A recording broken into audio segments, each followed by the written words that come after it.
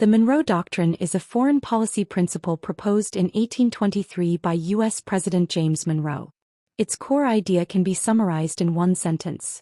Europe should not interfere in the affairs of the Americas, and the United States will not interfere in European affairs. In the early 19th century, Latin American countries were gaining independence from Spain and Portugal. Conservative monarchies in Europe, such as Russia and Austria, wanted to help Spain regain control over these colonies. The United States, worried that renewed European involvement in the Americas would affect its security and influence in the Western Hemisphere, put forward the Monroe Doctrine. The Monroe Doctrine was not a one-time policy. It was later expanded repeatedly by the United States.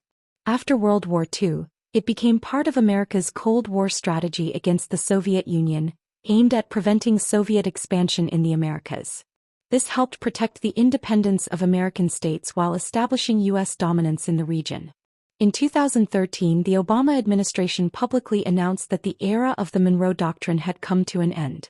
In other words, the United States would no longer treat Latin America as America's backyard, nor would it block economic activities in the region by China, the EU, or others. China's large-scale presence in the Americas, including major investments in ports, telecommunications, energy and infrastructure, expanded rapidly during Obama's presidency.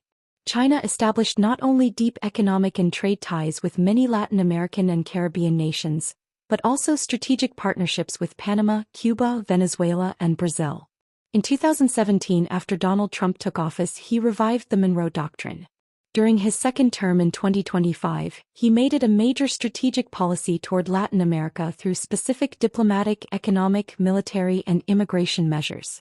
In practice, this included pressuring Panama to withdraw from Belt and Road cooperation with China, imposing high tariffs on Brazil and criticizing its domestic politics and electoral environment, and military actions involving Venezuela.